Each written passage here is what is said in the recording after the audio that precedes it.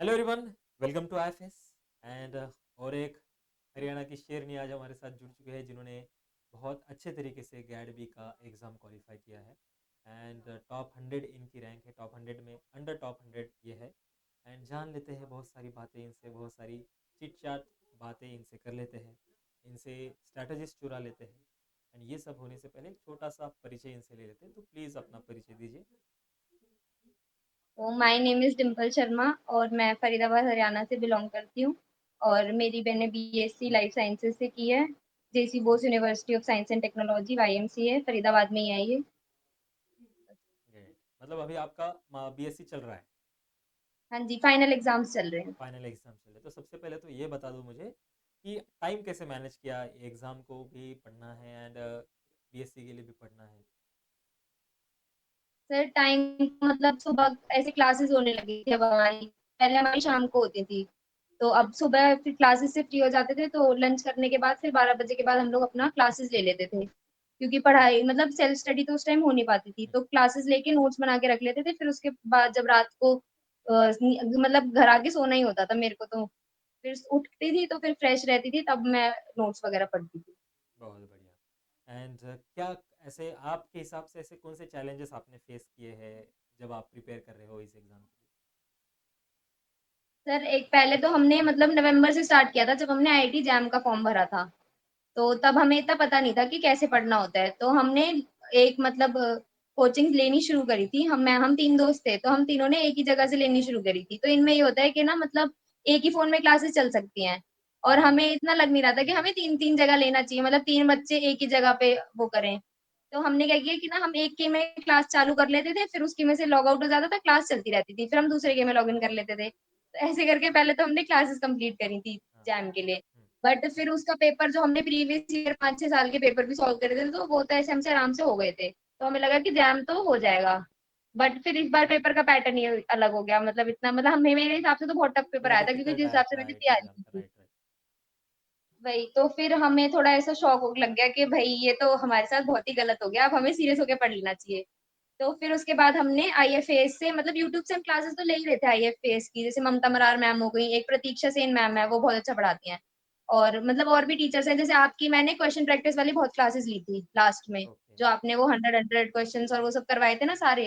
PYQ भी थे, और जो आपने अलग से क्वेश्चंस बनाए थे हर टॉपिक में से, तो वो वाली सारी क्लासेस हमने ऑलमोस्ट ली ही थी। तो उससे तो हमने क्वेश्चंस करे थे, और सिलेबस का हमने ऐसे किया था कि हमने पहले जब बैच लिया था ना, तो हमने लिया था रिकॉर्डेड बैच, और हमारे पास सिर्फ 2 महीने का टाइम था। हमने फरवरी के थोड़ा बाद में ही लिया था। जब हमारा रिजल्ट आ गया था जैम का, तो तब हमें बहुत ज्यादा शौक लग गया कि अब हमारा कुछ नहीं हो सकता। बट वो क्वालिफाई तो हो ही गया था, तो हमें ये था कि चलो अब ये क्वालिफाई हो गया तो दूसरे वाले में हम अच्छी रैंक लेके आ जाएंगे। तो हमने रिकॉर्डेड बैच लिया था, जो हमें 2000 रुपए का पड़ा था।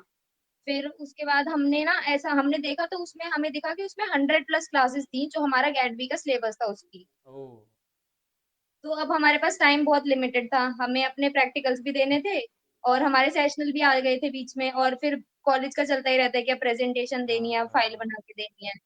तो फिर हमने ऐसे किया कि हमने टॉपिक्स बांट लिए कि ये वाले 2-2 टॉपिक तू कर ले, ये वाले मैं कर लेती हूँ। और फिर हमने क्या किया, एक-दूसरे को पढ़ाना शुरू कर दिया कि हम लोग ना एक-एक मतलब वो पढ़ के आते थे, फिर एक-दूसरे को पढ़ा देते थे। तो एक तो दोस्त पढ़ाते हैं तो जल्दी याद हो जाता है हमें। Right right. हमने एक-दूसरे को ऐसे ही याद करवा दिया था आधा सिलेबस तो। तो मैंने रिकॉम्बिनेंट करी थी, मेरी दोस्त ने टेक्निक्स करी थी, एक ने वो करी थी बायो प्रोसेसिंग। तो ऐसे-ऐसे करके हमने एक-एक स्लॉट बाँट लिया, और हमने एक-दूसरे को पढ़ाया, फिर उसी से ही हमारे नोट्स प्रिपेयर होते गए कि मतलब जब-जब हम पढ़ाते थे एक-दूसरे को, तो हम लिखते जाते थे थोड़ा-थोड़ा, थोड़ा-थोड़ा, और एक-दूसरे के नोट्स की हमने फ़ोटोकॉपी करा के रख ली थी। तो इससे हमने सिलेबस किया था मेन तो। तो सिलेबस तो हम हमारा ऐसे हुआ था, फिर उसके बाद हमने किए थे क्वेश्चन प्रैक्टिस, पहले तो पीवाईक्यू किए थे, फिर गेट बी के ज़्यादा पीवाईक्यू हमें मिले नहीं थे, और पिछली बार का जो पेपर था वो पूरा बेस्ड था बायो प्रोसेसिंग, बायो इन्फॉर्मेटिक्स पे। तो फिर हमें थोड़ा ऐसा लगा कि बायो प्रोसेसिंग मेरे को तो टफ लगता था, मेरे को रिकॉम्बिनेंट ईज़ी लगता था, और प्रतीक्षा मैम ने रिकॉम्बिनेंट पढ़ाया भी बहुत अच्छे से था। तो वो तो मेरा हो गया था, बट फिर बायो प्रोसेसिंग में मेरे को थोड़ी दिक्कत आई थी। तो फिर वो हमने दोस्तों ने आपस में थोड़ा बहुत समझा के कर लिया था। मतलब ग्रुप स्टडी बहुत बहुत आपको हाँ, पसंद आती है ग्रुप स्टडी में। एंड वो भी मेरे को तो अच्छा होता मतलब है क्योंकि जब आप दूसरों को समझाते हो ना, एंड हाँ, कभी कभार वो भी आपको समझने लगता है ऑटोमेटिकली हाँ, इंटरेस्टिंगली, एंड कभी भूलते नहीं हो आप। इसको हम एक्टिव लर्निंग कहते हैं। जब आप दूसरों को समझाते हो, समझाते-समझाते आपको भी बहुत क्लियरली समझ में आ जाता है। हाँ, ये कई बार ऐसा होता था कि टॉपिक हम जैसे याद कर लेते थे। जैसे रट लिया, बस हाँ, टीचर ने समझाया हमने रट लिया, बट जब हम दोस्त को समझा रहे थे तो हमें समझ में आता है कि अच्छा ये था। हाँ, एग्ज़ैक्टली, तो उससे एग्ज़ैक्टली, चीज़ें और ज़्यादा क्लियर होती गई राइट, हमारी। ग्रेट। एंड अभी तो आपने तो बता दिया कि रिकॉम्बिनेंट आपका फ़ेवरेट था, बट उसके कॉन्ट्रास्ट में ऐसा कौन-सा यूनिट था बहुत चैलेंजिंग लगता था आपको? चैलेंजिंग में मेरे को लर्निंग वाली चीज़ें ज़्यादा चैलेंजिंग लगती हैं। जो जैसे रट्टा प्लांट टिश्यू मारना कल्चर पड़ता में है वो, पूरा हाँ, हाँ, वो पूरा याद ही करना था। वो आप उसका कुछ नहीं कर सकते कि ये साइंटिस्ट ने ये कल्चर इसलिए बनाया, तो वो याद ही करना है आपको। तो राइट। वो मेरे को बहुत एक तो लगता था दिक्कत वाला। ऊपर से मेरे को बायो प्रोसेसिंग के वो फ़ॉर्मूला और वो मेरे को याद नहीं होते थे, तो उसमें दिक्कत लगती थी। अच्छा, याद करने वाली चीज़ें से नफ़रत थी आपको, मतलब वो कोई कोई भी यूनिट हो, उनमें याद करने हाँ, वाली आपको अच्छी नहीं लगती। ठीक नहीं है। एंड व्हाट अबाउट पीवाईक्यूज़, कैसा रोल है पीवाईक्यूज़ का आपके इस एग्ज़ाम में? पीवाईक्यू हमने गैट बी के तो कम ही करे थे, पर जैम के ज़्यादा करे थे। बट फिर जैम में जब हमें देखा ना कि पीवाईक्यू के बेसिस पे पेपर नहीं आया था, तो फिर हमें लगा कि अब हमें मतलब ऐसा करना चाहिए कि टॉपिक लो और उसमें से कितने क्वेश्चन बन सकते हैं वो करो। उस पे ज़्यादा फोकस किया था फिर हमने। बहुत बढ़िया। जैसे सीयूईटी में जब आपने सीरीज़ चलाई थी तो उसमें एक क्वेश्चन था, वो दोनों पेपर में रिपीट हुआ था, हुँ, हुँ, लाइफ साइंसेज़ वाले में भी और ज़ूलॉजी वाले में भी। तो ऐसा था कि तब हमें थोड़ा आइडिया हो गया क्योंकि सीयूईटी के बाद भी हमारे पास 20 दिन थे। हुँ। तो फिर हमें आइडिया हो गया कि हाँ, हमें मतलब ऐसे करना चाहिए क्वेश्चंस को। राइट, राइट, ये भी बात है। एंड क्या फ़ायदा होता है जब आप क्वेश्चंस करते हो?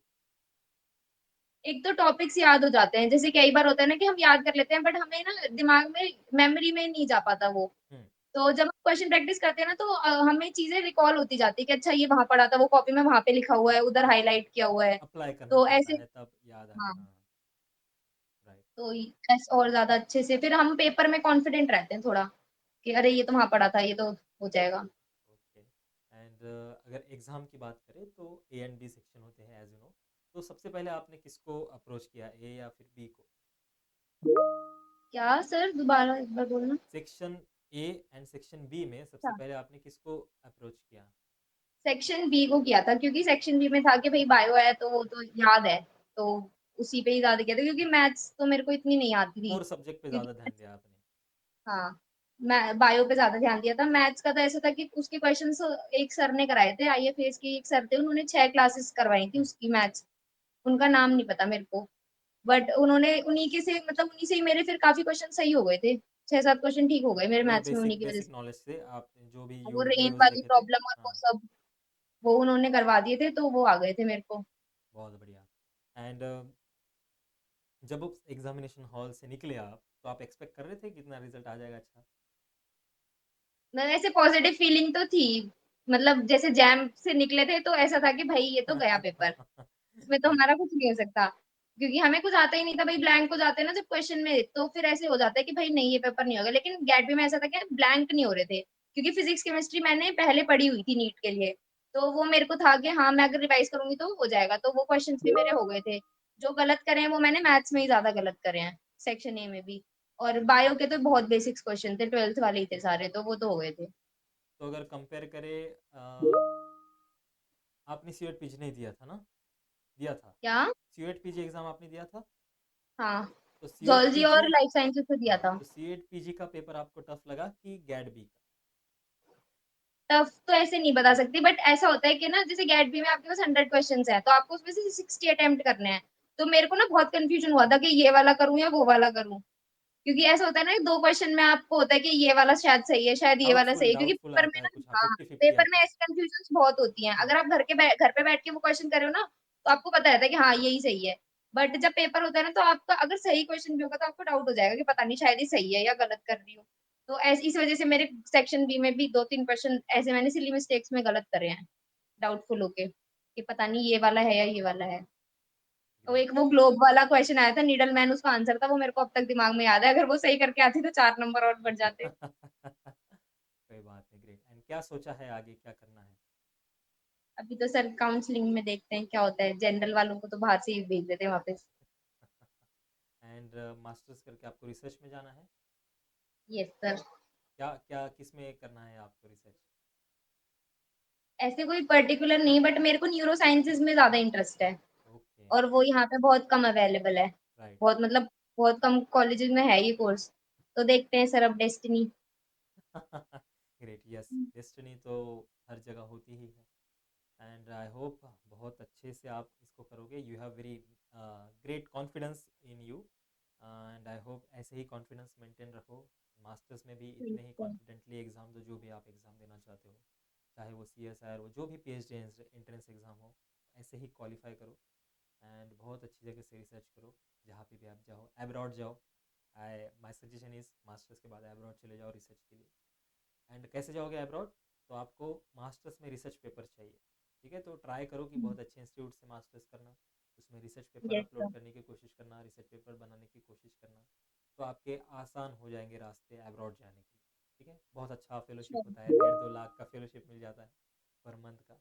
एंड हेल्दी रिसर्च होती है, राइट? तो try to get selected in particular great universities in India, and after that you can pursue your PhD from abroad.